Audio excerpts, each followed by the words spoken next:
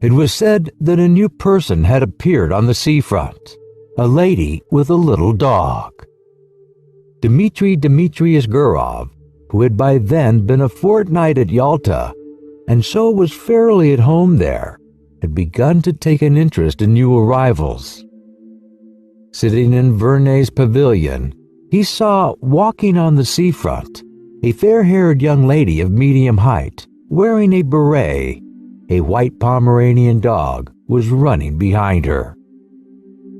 And afterwards, he met her in the public gardens and in the square several times a day.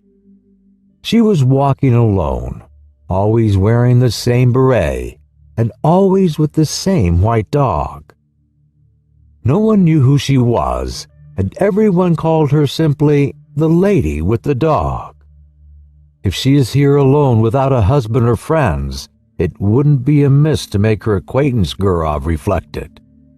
He was under 40, but he had had a daughter already 12 years old and 2 sons at school.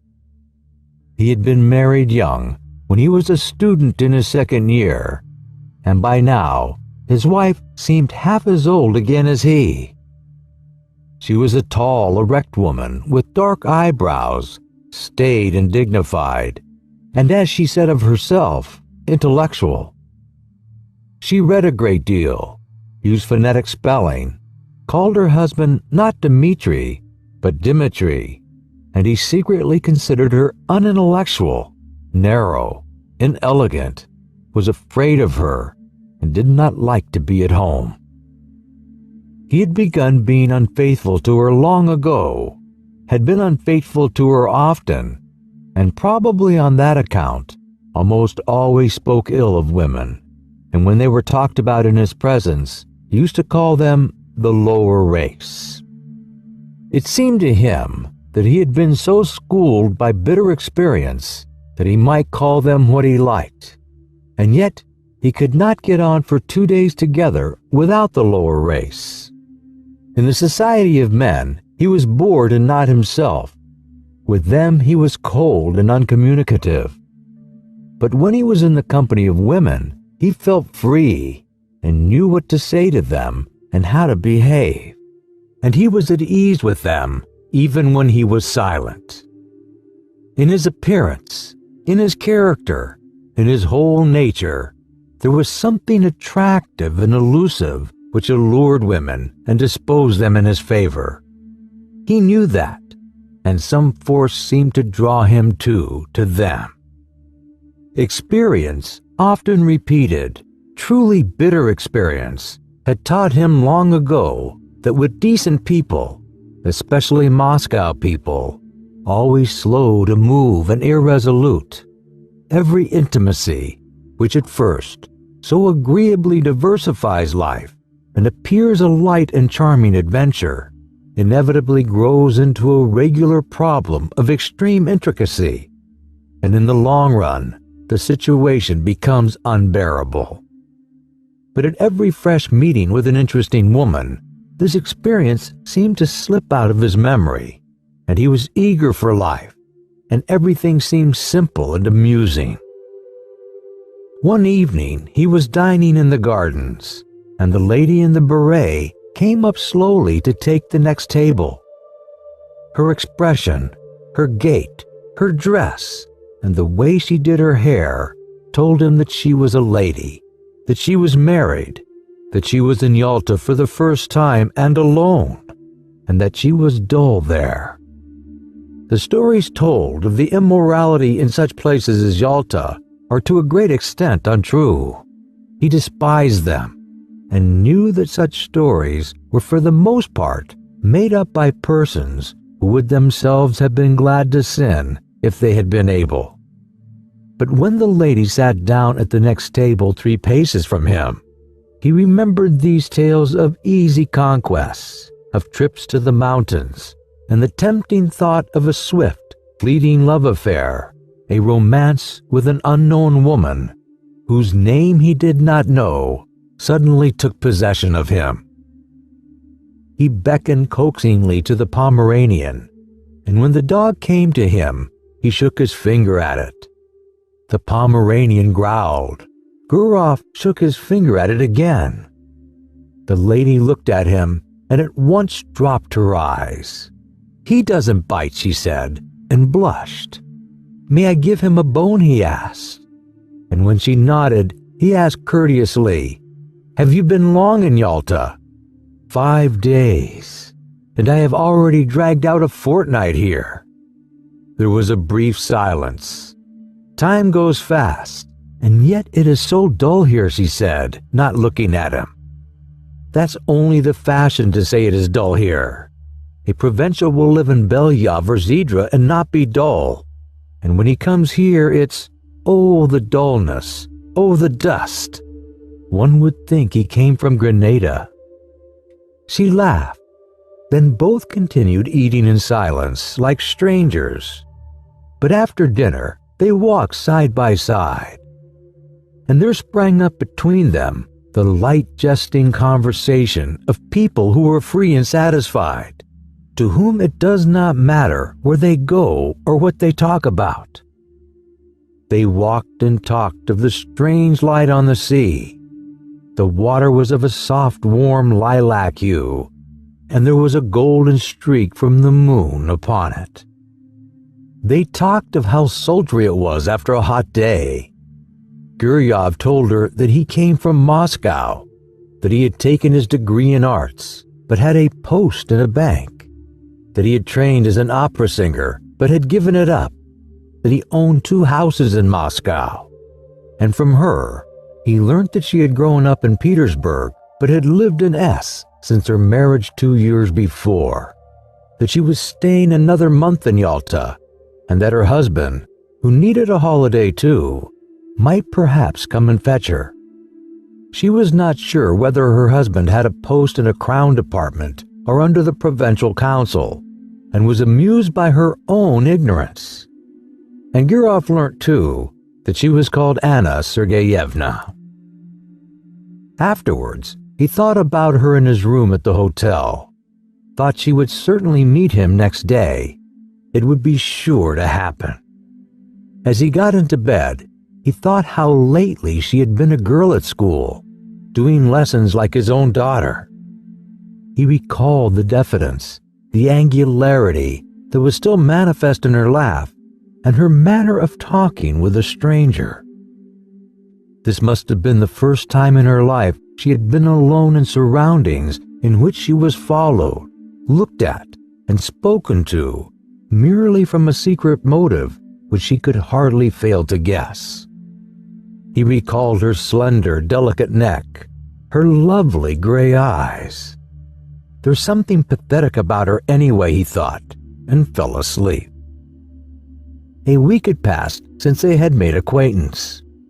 It was a holiday. It was sultry indoors, while in the street the wind whirled the dust round and round and blew people's hats off. It was a thirsty day, and Gurov often went into the pavilion and pressed Anna Sergeyevna to have syrup and water or an ice.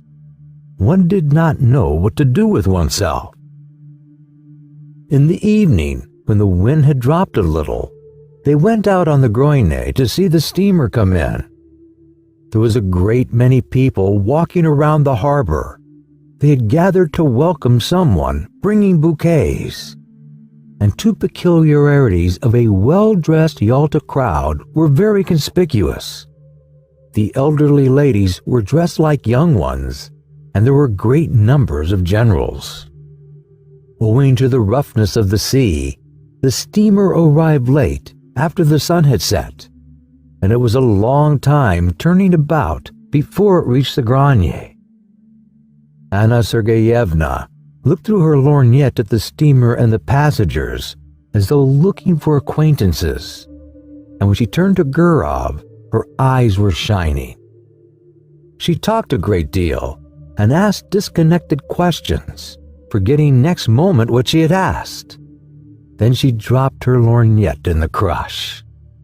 The festive crowd began to disperse. It was too dark to see people's faces.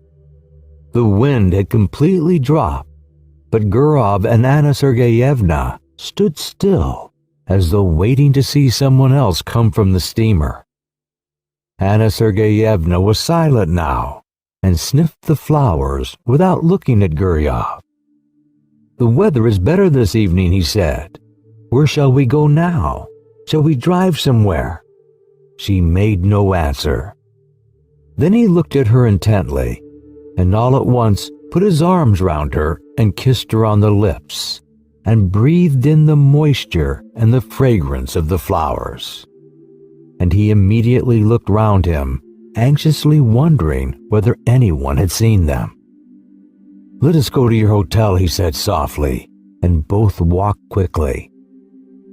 The room was close and smelt of the scent she had bought at the Japanese shop. Guryov looked at her and thought, what different people one meets in the world. From the past, he preserved memories of careless, good-natured women who loved cheerfully and were grateful to him for the happiness he gave them, however brief it might be. And of women like his wife who loved without any genuine feeling, with superfluous phrases, affectedly, hysterically, with an expression that suggested it was not love or passion, but something more significant.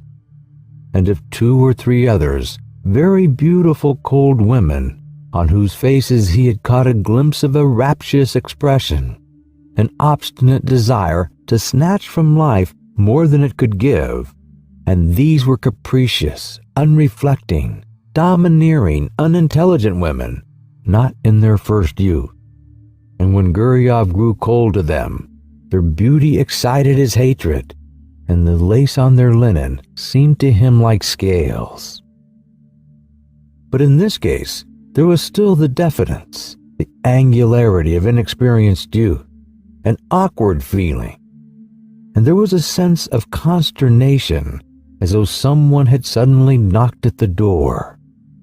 The attitude of Anna Sergeyevna, the lady with the dog, to what had happened was somehow peculiar, very grave, as though it were her fall, so it seemed, and it was strange and inappropriate.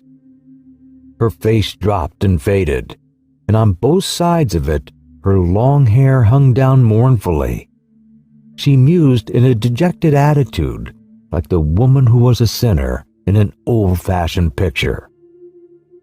"It's wrong," she said. "You will be the first to despise me now." There was a watermelon on the table. Gurov cut himself a slice and began eating it without haste. There followed at least half an hour of silence. Anna Sergeyevna was touching. There was about her the purity of a good, simple woman who had seen little of life. The solitary candle burning on the table threw a faint light on her face, yet it was clear that she was very unhappy. "How could I despise you?" asked Guryov. "You don't know what you are saying." "God forgive me," she said, and her eyes filled with tears. "It's awful. You seem to feel you need to be forgiven." "Forgiven? No. I am a bad, low woman.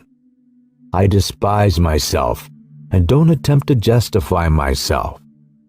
It's not my husband, but myself I have deceived. And not only just now. I have been deceiving myself for a long time. My husband may be a good, honest man, but he is a flunky. I don't know what he does there, what his work is, but I know he is a flunky. I was 20 when I was married to him. I have been tormented by curiosity. I wanted something better. There must be a different sort of life, I said to myself. I wanted to live, to live, to live. I was fired by curiosity. You don't understand it, but I swear to God, I could not control myself. Something happened to me. I could not be restrained. I told my husband I was ill and came here. And here I have been walking about as though I were dazed, like a mad creature. And now I have become a vulgar, contemptible woman whom anyone may despise. Gurov felt bored already listening to her. He was irritated by the naive tone, by this remorse, so unexpected and inopportune. But for the tears in her eyes, he might have thought she was jesting or playing a part. "I don't understand," he said softly. "What is it you want?" She hid her face on his breast and pressed close to him. Believe me, I beseech you," she said. "I love a pure, honest life, and sin is loathsome to me. I don't know what I am doing. Simple people say, the evil one has beguiled me, and I may say of myself now that the evil one has beguiled me." "Hush, hush," he muttered. He looked at her fixed, scared eyes, kissed her, talked softly and affectionately, and by degrees she was comforted, and her gaiety returned. They both began laughing. Afterwards, when they went out, there was not a soul on the seafront. The town with its cypresses had quite a death-like air, but the sea still broke noisily on the shore. A single barge was rocking on the waves, and a lantern was blinking sleepily on it. They found a cab and drove to Oreanda. "I found out your surname in the hall just now. It was written on the board." "Von Diderot," said Guryov. "Is your husband a German?" "No, I believe his grandfather was a German, but he is an Orthodox Russian himself." At Oreanda, they sat on a seat not far from the church, looked down at the sea, and were silent. Yalta was hardly visible through the morning mist. White clouds stood motionless on the mountaintops. The leaves did not stir on the trees. Grasshoppers chirped, and the monotonous hollow sound of the sea rising up from below spoke of the peace, of the eternal sleep awaiting us. So it must have sounded when there was no Yalta, no Oreanda here. So it sounds now, and it will sound as indifferently and monotonously when we are all no more. And in this constancy, in this complete indifference to the life and death of each of us, there lies hid, perhaps, a pledge of our eternal salvation, of the unceasing movement of life upon earth, of unceasing progress towards perfection. Sitting beside a young woman who in the dawn seemed so lovely, soothed and spellbound in these magical surroundings, the sea, mountains, clouds, the open sky. Gurov thought how in reality everything is beautiful in this world when one reflects. Everything except what we think or do ourselves when we forget our human dignity and the higher aims of our existence. A man walked up to them, probably a keeper, looked at them, and walked away. And this detail seemed mysterious and beautiful too. They saw a steamer come from Theodosia with its lights out in the glow of dawn. "There is dew on the grass," said Anna Sergeyevna after a silence. "Yes, it's time to go home." They went back to the town. Then they met every day at 12 o'clock on the seafront, lunched and dined together, went for walks, admired the sea. She complained that she slept badly, that her heart throbbed violently, asked the same questions, troubled now by jealousy and now by the fear that he did not respect her sufficiently. And often in the square or gardens, when there was no one near them, he suddenly drew her to him and kissed her passionately. Complete idleness, these kisses in broad daylight while he looked round in dread of someone seeing them, the heat, the smell of the sea, and the continual passing to and fro before him of idle, well-dressed, well-fed people, made a new man of him. He told Anna Sergeyevna how beautiful she was, how fascinating. He was impatiently passionate. He would not move a step away from her, while she, was often pensive and continually urged him to confess that he did not respect her, did not love her in the least, and thought of her as nothing but a common woman. Rather late, almost every evening, they drove somewhere out of town, to Oreanda or to the waterfall, and the expedition was always a success. The scenery invariably impressed them as grand and beautiful. They were expecting her husband to come, but a letter came from him saying that there was something wrong with his eyes, and he entreated his wife to come home as quickly as possible. Anna Sergeyevna made haste to go. "It's a good thing I am going away," she said to Gurov. "It's the finger of destiny." She went by coach, and he went with her. They were driving the whole day. When she had got into a compartment of the express, and when the second bell had rung, she said, "Let me look at you once more. Look at you once again. That's right." She did not shed tears, but was so sad that she seemed ill, and her face was quivering. "I shall remember you, think of you," she said. "God be with you. Be happy. Don't remember evil against me. We are parting forever. It must be so, for we ought never to have met. Well, God be with you." The train moved off rapidly. Its lights soon vanished from sight, and a minute later there was no sound of it, as though everything had conspired together to end as quickly as possible that sweet delirium, that madness. Left alone on the platform and gazing into the dark distance, Gurov listened to the chirrup of the grasshoppers and the hum of the telegraph wires, feeling as though he had only just woke up. And he thought, musing, that there had been another episode or adventure in his life, and it too was at an end, and nothing was left of it but a memory. He was moved, sad, and conscious of a slight remorse. This young woman, whom he would never meet again, had not been happy with him. He was generally warm and affectionate with her, but yet in his manner, his tone, and his caress, there had been a shade of light irony, and the coarse condescension of a man who was besides almost twice her age. All the time, she had called him kind, exceptional, lofty. Obviously, he had seemed to her different from what he really was, so he had unintentionally deceived her. Here at the station was already a scent of autumn. It was a cold evening.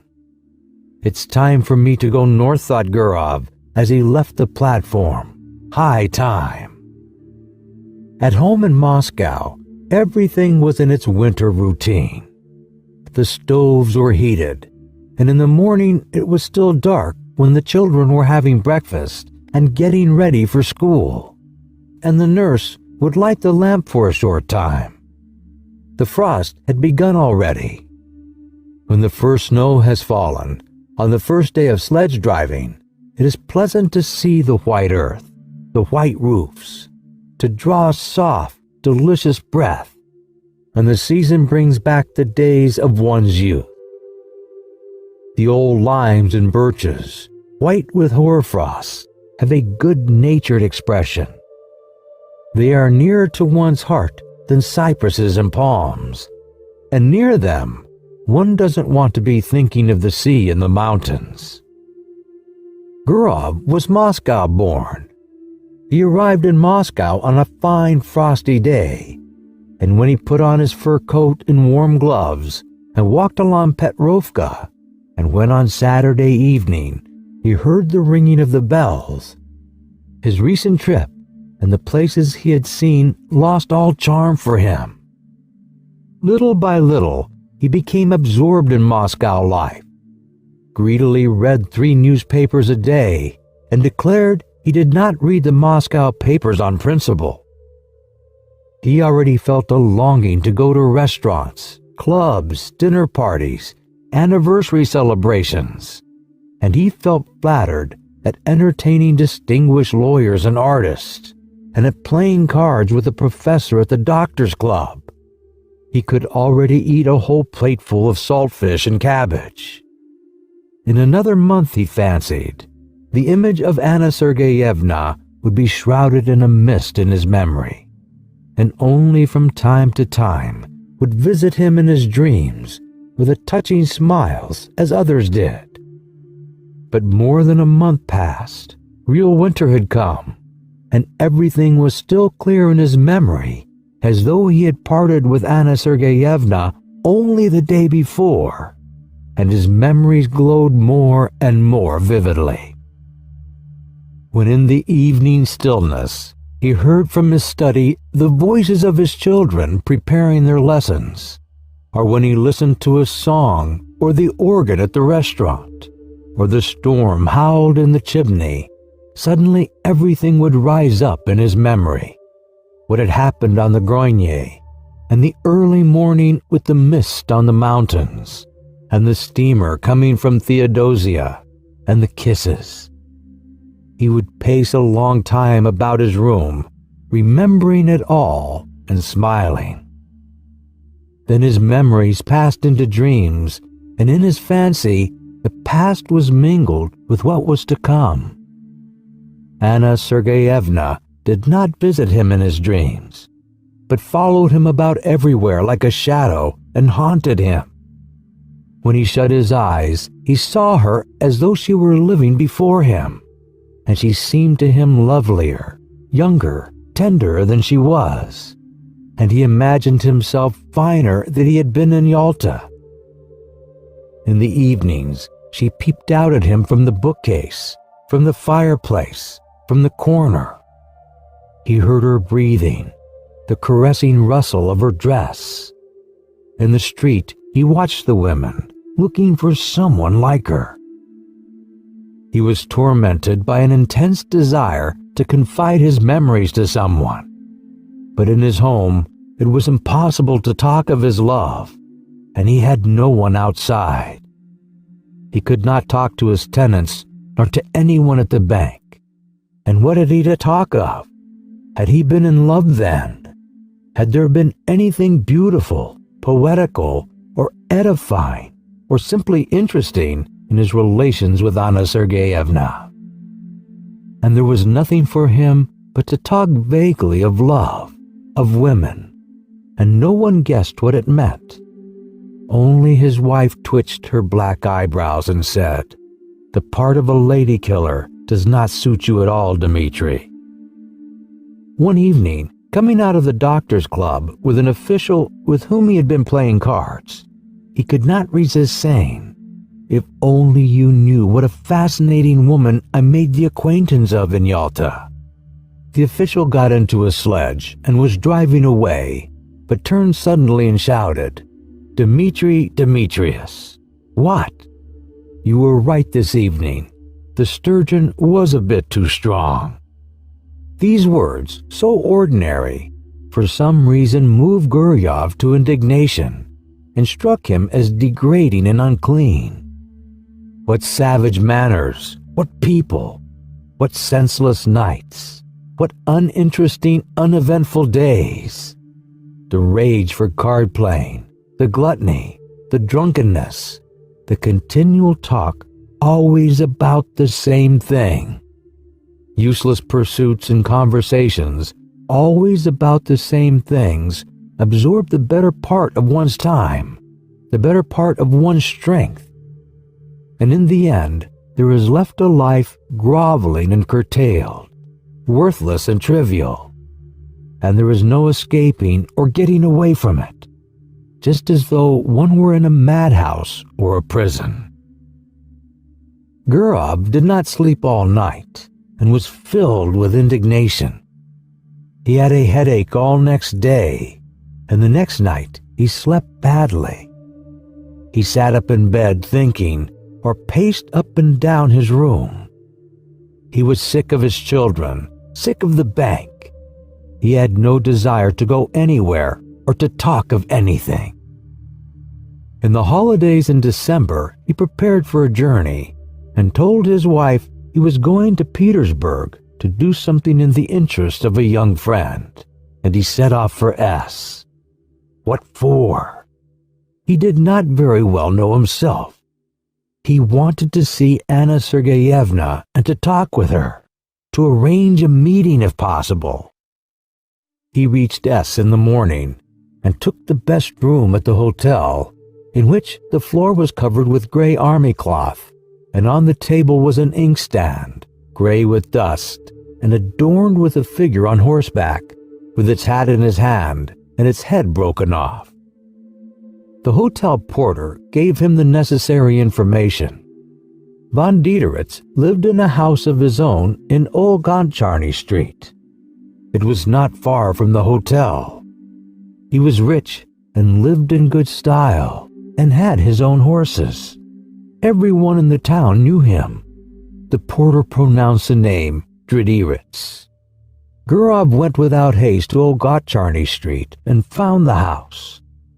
Just opposite the house stretched a long gray fence adorned with nails. One would run away from a fence like that, thought Gurov, looking from the fence to the windows of the house and back again.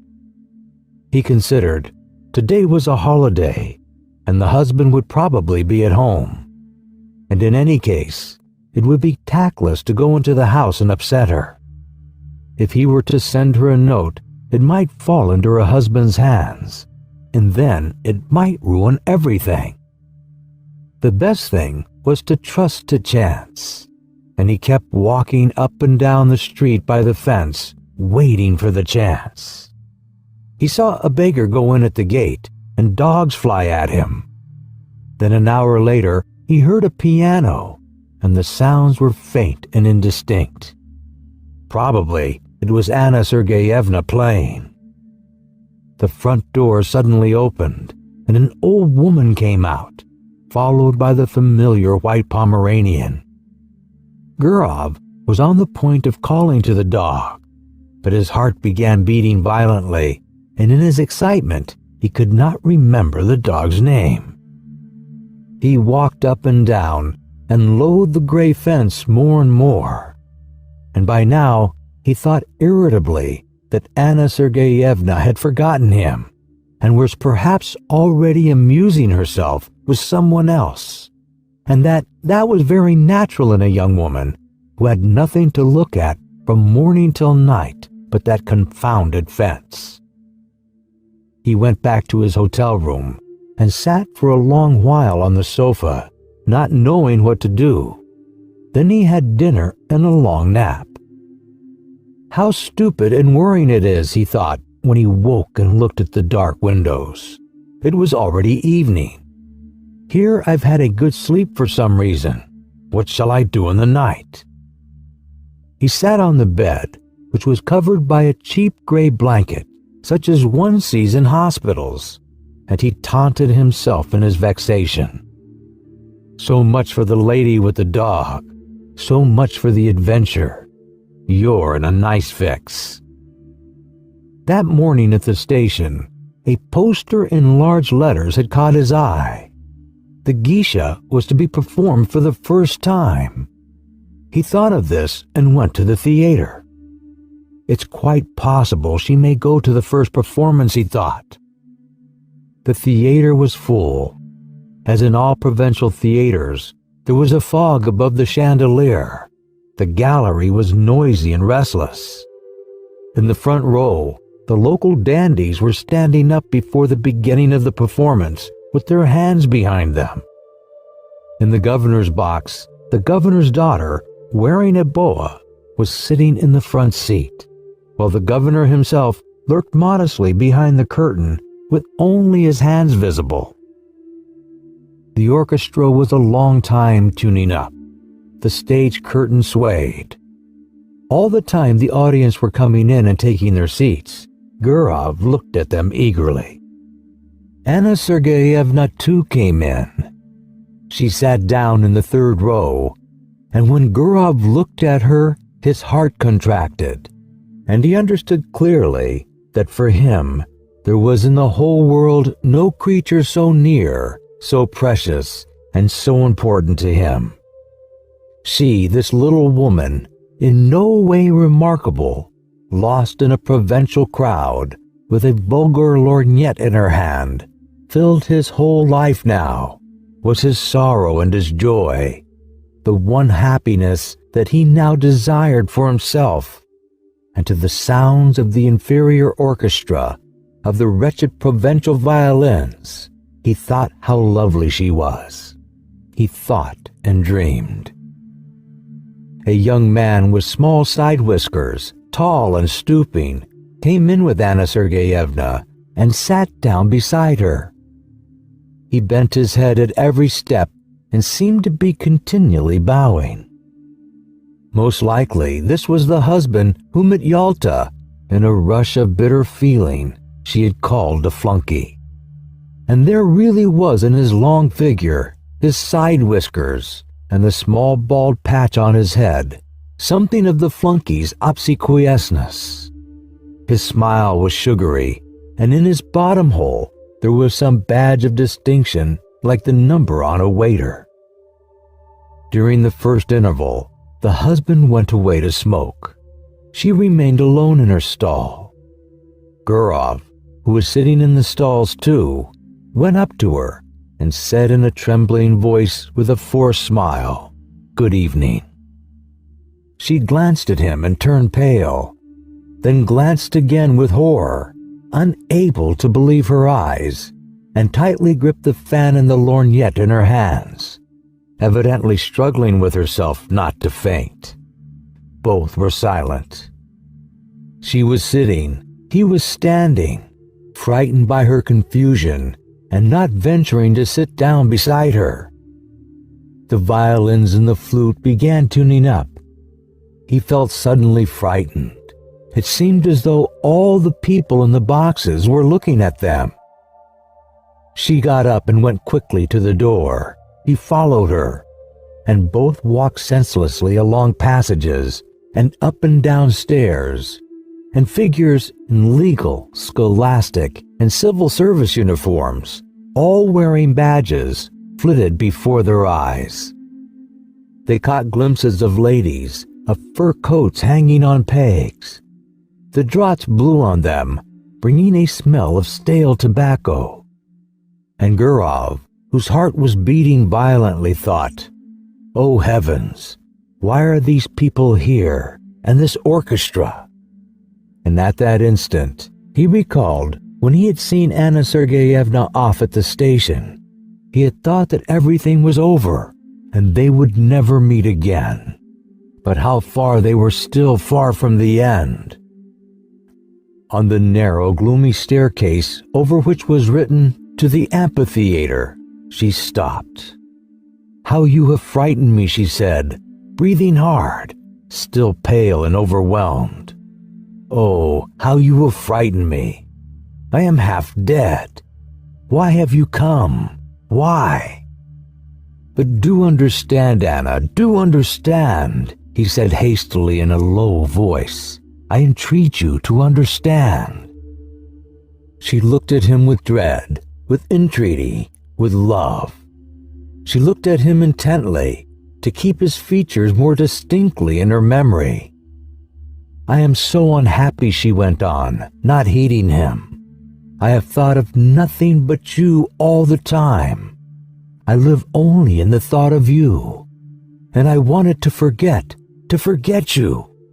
But why, oh why have you come?" On the landing above them, two schoolboys were smoking and looking down. But that was nothing to Gurov. He drew Anna Sergeyevna to him and began kissing her face, her cheeks, and her hands. "What are you doing? What are you doing?" she cried in horror, pushing him away. "We're mad. Go away today. Go away at once. I beseech you by all that is sacred. I implore you. There are people coming this way." Someone was coming up the stairs. "You must go away," Anna Sergeyevna went on in a whisper. "Do you hear, Dmitri Dmitrius? I will come and see you in Moscow. I have never been happy. I am miserable now, and I never, never shall be happy. Never. Don't make me suffer still more. I swear I'll come to Moscow. But now let us part. My precious, good, dear one, we must part." She pressed his hand and began rapidly going downstairs, looking round at him. And from her eyes, he could see that she really was unhappy. Gurov stood for a little while, listened. Then, when all sound had died away, he found his coat and left the theater. And Anna Sergeyevna began coming to see him in Moscow. Once in 2 or 3 months, she left S, telling her husband that she was going to consult a doctor about an internal complaint, and her husband believed her and did not believe her. In Moscow, she stayed at the Slaviansky Bazaar Hotel and at once sent a man in a red cap to Gurov. Gurov went to see her, and no one in Moscow knew of it. Once he was going to see her in this way on a winter morning. The messenger had come the evening before when he was out. With him walked his daughter, whom he wanted to take to school. It was on the way. Snow was falling in big wet flakes. "It's 3 degrees above freezing point, and yet it is snowing," said Gurov to his daughter. "The thaw is only on the surface of the earth. There is quite a different temperature at a greater height in the atmosphere." "And why are there no thunderstorms in the winter, Father?" He explained that too. He talked, thinking all the while that he was going to see her, and no living soul knew of it, and probably never would know. He had 2 lives, one open, seen and known by all who cared to know, full of relative truth and of relative falsehood, exactly like the lives of his friends and acquaintances, and another life running its course in secret.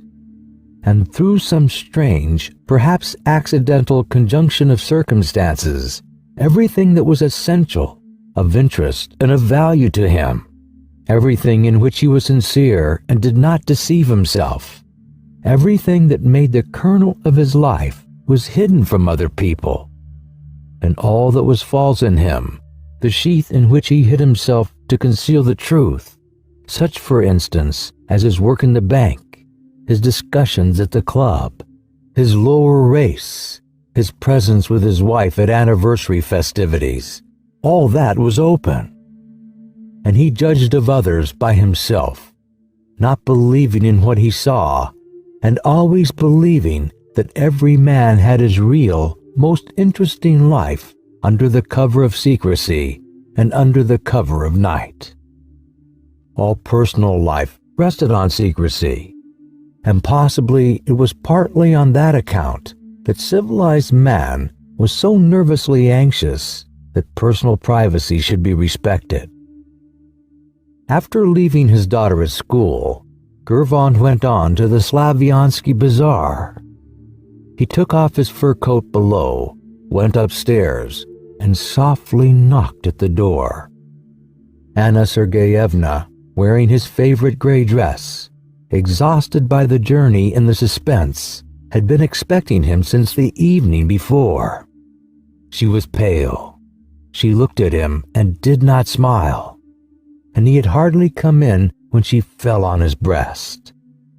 Their kiss was slow and prolonged, as though they had not met for 2 years.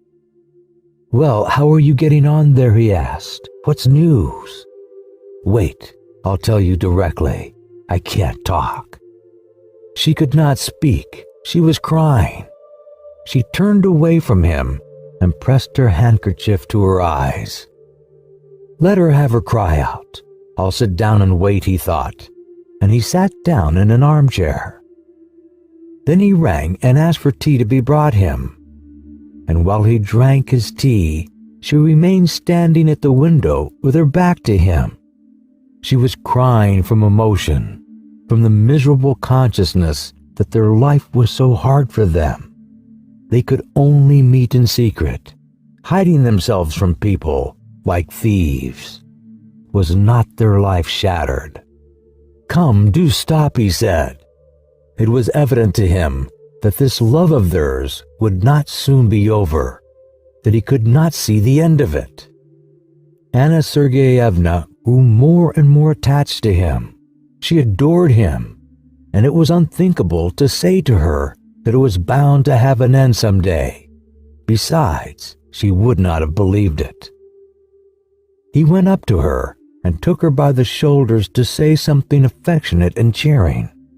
And at that moment, he saw himself in the looking glass. His hair was already beginning to turn gray, and it seemed strange to him that he had grown so much older, so much plainer during the last few years. The shoulders on which his hands rested were warm and quivering. He felt passion for this life, still so warm and lovely, but probably already not far from beginning to fade and wither like his own.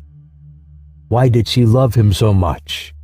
He always seemed to women different from what he was, and they loved in him not himself, but the man created by their imagination, whom they had been eagerly seeking all their lives. And afterwards, when they noticed their mistake, they loved him all the same, and not one of them had been happy with him. Time passed. He had made their acquaintance, got on with them, parted, but had never once loved. It was anything you like, but not love. And only now, when his head was gray, he had fallen properly, really in love for the first time in his life. Anna Sergeyevna and he loved each other like people very close and akin, like husband and wife, like tender friends. It seemed to them that fate itself had meant them for one another, and they could not understand why he had a wife and she a husband. And it was as though they were a pair of birds of passage, caught and forced to live in different cages. They forgave each other for what they were ashamed of in their past. They forgave everything in the present and felt that this love of theirs had changed them both. In moments of depression in the past, he had comforted himself with any arguments that came into his mind. But now, he no longer cared for arguments. He felt profound compassion. He wanted to be sincere and tender. "Don't cry, my darling," he said. "You've had your cry. That's enough. Let us talk now. Let us think of some plan." Then they spent a long while talking counsel together, talked of how to avoid the necessity for secrecy, for deception, for living in different towns and not seeing each other for long at a time. How could they be free from this intolerable bondage? How, he asked, clutching his head. How? And it seemed as though in a little while the solution would be found, and then a new and splendid life would begin. And it was clear to both of them that they had still a long, long road before them, and that the most complicated and difficult part of it was only just beginning.